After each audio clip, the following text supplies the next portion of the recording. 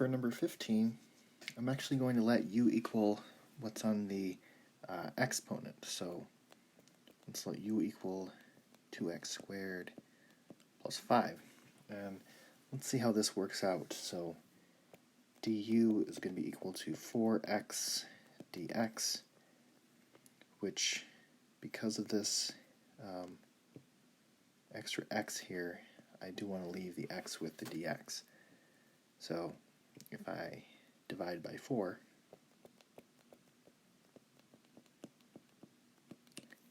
I have my x dx there.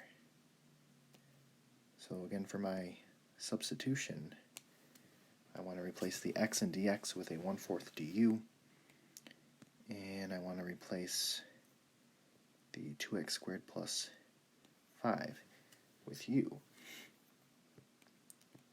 So it kind of takes a little bit of practice to get used to this.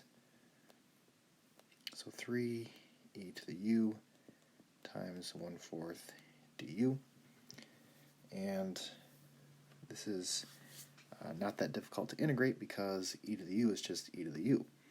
So 3 over 4 goes along with it, and it's e to the u plus c.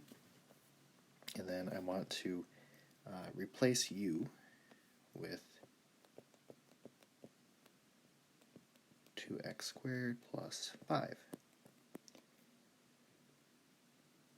So I would say that a common mistake is people will let u equal e raised to the 2x squared plus 5. We don't need to do that. We just need to let u equal the exponent, and then it works out.